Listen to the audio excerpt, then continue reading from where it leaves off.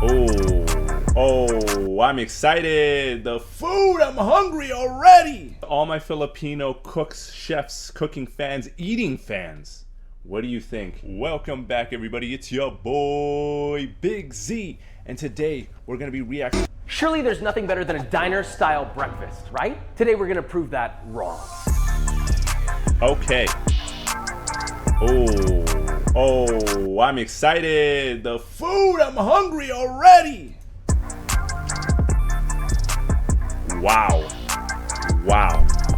Guys, I need to smash the like button for the food. This looks ridiculous. So we're back in Studio B, as you can see. That was a rhyme. Look, today we have a very important conversation. There's no jokes to be had here. Last time we talked about breakfast, it was American versus a full English, which are two very, very famous breakfasts. But I want to talk about a breakfast that isn't talked about enough, and that is the Filipino breakfast. I could go on and on about it, but I'd rather show you. So with all that being said, let's make this, shall we? I'm so curious how he knows about a Filipino breakfast, unless he's been to a Filipino breakfast place or he worked with a lot of Filipinos in the restaurant industry. Of two breakfasts. One you might see at a diner where multiple fights may break out. Maybe someone throws a chair. We're talking about the American breakfast. You know, eggs, bacon, toast, hash browns, pancake. You know, triple carb scenario. Can it compete? Let's find out. First, let's talk triple carbs, 100% pass out season, baby. about breakfast and sausage. Honestly, they're nearly impossible to mess up unless you don't watch the pan, you let it burn, and I already know there are people watching this like, oh my gosh, Josh, it's not that easy. I'm not trying to judge you, I'm just saying. Are you serious? Skillet, medium heat, add your bacon while the pan's still cold, keep flipping until crispy and done, and drain it on a paper towel, and that's it. And it's the same thing for sausage. If your sausages are raw, you can always sear them nicely on all sides, then pour in a splash of water to lightly boil them to get the internal of the sausage cooked. Once those two are done, just keep them warm. Oh, and please save your bacon fat. If you throw away your bacon fat, it's like throwing away money. Is that what you like to do? You just get $5 and you're like, oh, let me crumple that up and throw it in the trash can. And also, okay, so what do you like? I'm not that much of a cook, so what do you guys use your bacon fat for exactly? I'd love to know. Show you why with our hash brown. If you want a single solid 10 to 12 inch hash brown, then all you need is 2 medium-sized russet potatoes. Peel them, grate them on the coarse side of a box grater, place it on a clean kitchen towel. None of that kitchen towel that's crusty and stiff and no one knows why. Season your potatoes generously with salt to taste. Toss together. Brother. Oh no. Bundle up in your towel, hold over a bowl or the sink, and squeeze that into a big old ball to get as much juice out as possible. You know, there's nothing better than squeezing the juice out of your ball. Pop that into a bowl, add in a generous pinch of onion powder, and toss until evenly distributed. Now, heat a 10 to 12 inch cast iron skillet. This is actually enameled cast iron. Listen, a 12 inch is gonna get you a wider, more flat hash brown, whereas a 10 will get you a thick boy. Add 2 tablespoons or 23 grams of bacon fat from earlier. Follow that with 1.5 tablespoons or 21 grams of butter. Heat over medium until hot, then add in your drained potatoes, press it down to fill out the whole pan in one evenly thick layer. Cook undisturbed for about 5 to 7 minutes, scrape underneath, flip, and he sticks the landing. Wow, some say potato, others say potato. Did he stick the landing though? Did he? He left a good chunk out of there, did he though? I say riscotto. Riscotto. Employers see tons of resumes every day and don't have time to carefully review them all, which means that one tiny mistake. Sorry about that. Anyway, cook for 46 minutes or until the other side is crisp and your potato is cooked through. Now that's enough crispy, hash brown baby. for 2 to 4 people. For the pancake, simply combine in a medium-sized bowl 2 cups or 300 grams of all-purpose flour, 1 tablespoon or 17 grams of baking powder, 2 tablespoons or 24 grams of sugar, half a teaspoon or 4 grams of fine sea salt, whisk together till combined, then add 1 3/4 of a cup or 355 grams of buttermilk, that's buttermilk, and 2 whole eggs. Whisk together until combined, also 2 tablespoons, yeah Josh, 2 tablespoons of stainless steel, nice, 2 tablespoons or 24 grams of vegetable oil, not stainless steel, medium-sized nonstick skillet, over medium heat, grease it up, you know, you can use pan spray or just a light coating of oil. Once it's hot, add a small ladleful of your batter in the pan, spread it out a little, cook for a couple minutes. The first one always is like the test one where it just doesn't come out smoothly, it's a little uneven, and then every single one after that when you're making pancakes just comes up, voila.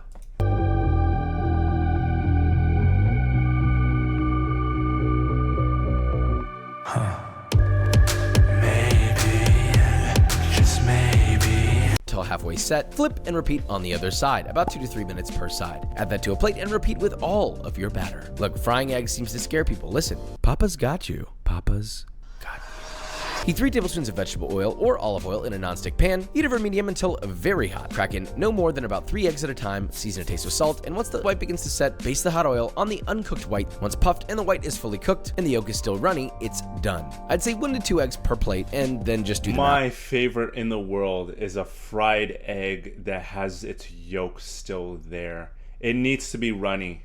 It needs to be. If it's not done right. And then you put salt and pepper. Oh! on how many plates you're making, because frankly I don't like math and I'm delegating that task to you. Very sorry, love you very much. Serving this is simple. Load up your plate like you're looking at a Denny's ad, then step aside because a new challenger has appeared, the Filipino breakfast. First we begin with tocino, which is kind of like bacon if it was born in the Philippines and low-key better. You'll need 2.5 pounds or 1.1 kilos of pork Boston butt. Do not trim it, okay? You want the fat. Slice it thinly, then in a bowl you're gonna find half a cup or 80 grams of light brown sugar, 4.5 tablespoons or 65 grams of pineapple juice, 1 tablespoon or 11 grams of kosher salt, 2 tablespoons or 32 grams of rice vinegar, 2 tablespoons or 32 grams of soy sauce, 3 cloves of garlic grated, season lightly to taste with salt, mix it together, and optionally, but many do this, add 2 drops of red food coloring to get that extra red look. You know, it's supposed to basically simulate a cured look. Add your pork and toss to coat, then just let that marinate in the fridge for 3 days before cooking. You can do 24 hours, but it's... To all my Filipino cooks, chefs, cooking fans, eating fans, what do you think? What are you guys thinking so far? What does it compare? I'd love to know the perspective of a Filipino American. So somebody who is Filipino, so obviously they grew up with Filipino food, but maybe grew up in America. So they have the know-how of both. They've grown up and they've seen both. And what do they think? I'd love to know your perspective on which breakfast you like.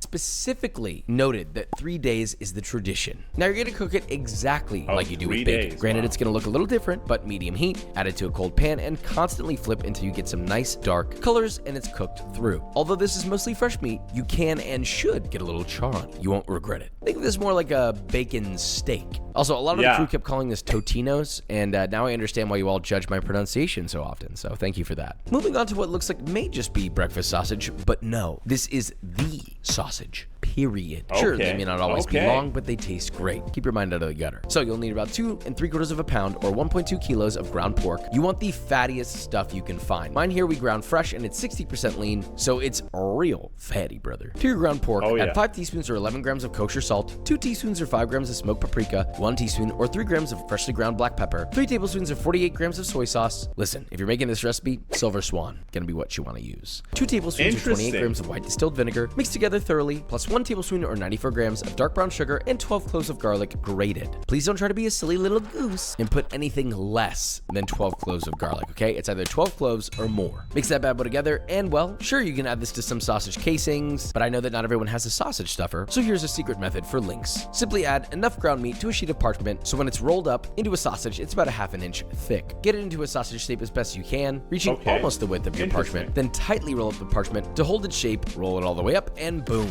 evenly sized cylinder. Repeat with all of your meat in individual sheets and place in the freezer as you work. You're just gonna want to chill this for about 15 to 20 minutes before using. Cut it into 3 evenly sized pieces. These are actually not that even. That could have been much better.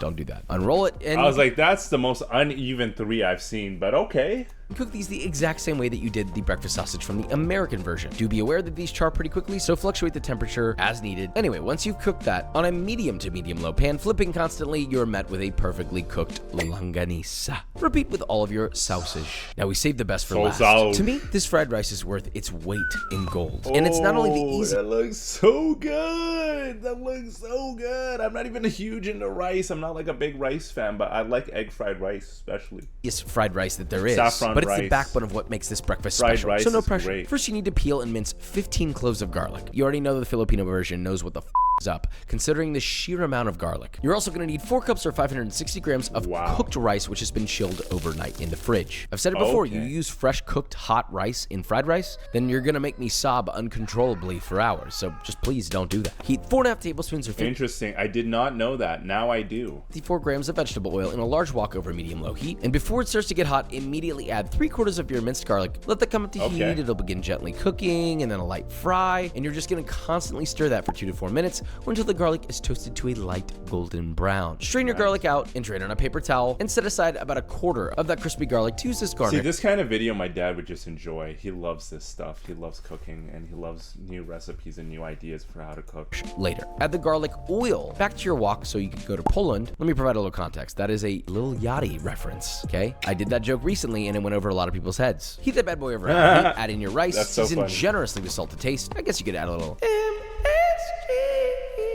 if you want. Toss and stir fry constantly until your rice is heated through and you got a few crispy boys in there. Now add your fried garlic back, not including the reserved amount you set to the side. Again, taste for salt levels, adjust as needed. Toss to fully incorporate everything. Cut off the heat, add your remaining raw garlic. Toss until evenly distributed. And now you I will say, just based on this, the effort level, and I don't know if this is just an American thing or a Western thing, like we like to be a little bit lazy with our food.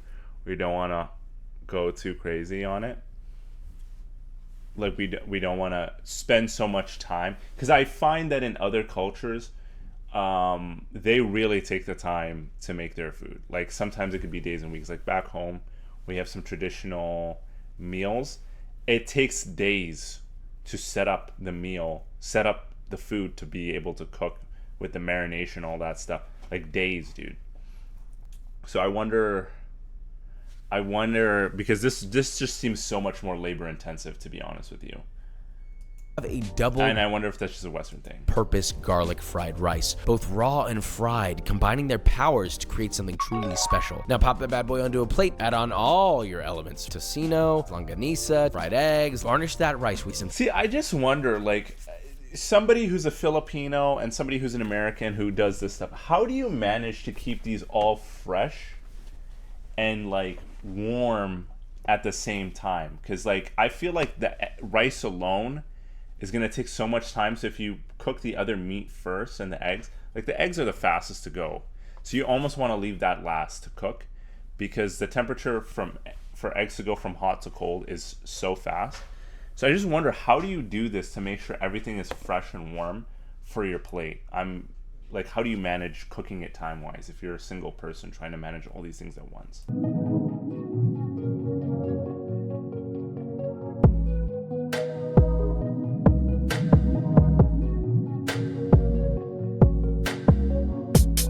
Thinly sliced green onion if you're feeling a little naughty. And well, that's actually it. And for those wondering, this rice is called. We have two. How do you say that? And well, that's actually it. And for those wondering, this rice is called. Sinanggang. Is it sinanggang? Let me know. How do you pronounce this? How do you pronounce this? We have two gorgeous breakfasts and only They one look winner. really Enough good. talk. Let's taste. So we have two beautiful breakfasts, the American and our beloved Filipino. First, the American, we get a little hash brown, maybe a little bit of bacon. Look, if you've ever been to Denny's, it's like that, but on crack. It's great. The pancake, I mean, it's everything you want. I want to introduce you to something special. Garlic fried rice should be a part of every healthy start to the day. I'm in another plane of existence. This has depth. It's garlicky, it's savory, but it's also simple. I can eat this whole thing of rice and I'm gonna probably feel good. Now moving on, longanisa. Made from scratch. I'm not gonna lie, it's very garlicky. It's sweet, it's salty, it's got that umami. Hey, tocino. Unless you got a really good bacon, this is a step above. This to me is more exciting. I'm gonna dream about this. It's time for a change. See, but it's also I time wonder if he thinks it's exciting because he grew up in America, and so he knows, like, that American style thing. And this is so much more different and new, like a novel experience. That's why things feel better. I wonder if it's that, or if it's genuine just that much better. I could believe that it's just that much better, to be honest with you. Like, the American one is kind of boring. Christian to come and taste test. Oh, this is Christian. Hi, everybody. This man is responsible for many, many good things on the burger show. And if you ever saw our cookbook delivery service, he was our maitre d'. Oui, baguette. I don't need this work. So here we go. This looks like Filipino breakfast. Is that what you brought me here for? I drove all the way from Cyprus for this? Hell yes. So we got longanisa. Oh, is that scratch-made tocino? Yes. Oh, you have to have that garlic fried rice. Check out this technique. Make a little mount, scoop, and shovel. So I get a little bit of this. See, this is controversial. Zora Mamdani did with his hands, and everybody thought he was an animal. So this just goes to show, lots of cultures eat rice with their hands. Americans, learn a thing or two, okay? You guys literally have greasy chicken with your hands, okay? Saucy, greasy chicken. chicken wings, and you think you're eating rice is uncivilized with your hands? Come on now. Protein ready. Go rice. Grab that protein. You see sauce on here? Because I do. Egg yolk. Oh, man. 10 out of 10 recommend. Good Lord, high praise. What is happening right but now? that's okay. Thank you, Christian. Thank you, everybody. If you're looking for a new experience in the breakfast world, Filipino breakfast is where you should be, and I think it's where you should have always been. But you want to know where you also should have been? B-roll. Hey, yo. What are we saying, dog? What are we saying, dog? That looks so good. Looks so good. Well done, dude. Well done. Shout out to our boy Joshua Weissman for this really great video. I really enjoyed it. I'm hungry now. Somebody make me a breakfast. Even though it's like 4 in the afternoon, I'd still eat it. Munch, munch, munch. Anyways, guys, I hope you really enjoyed that reaction. If you do, please smash that like button down below. Subscribe, guys. We're on the road to 40K. Let me know in the comments which meal you want. Check out our after party playlist mix and our brand new song, IBIZA, down below. Links in the description. Take care, guys. Peace. You know you're so pretty when you look like you just hate me.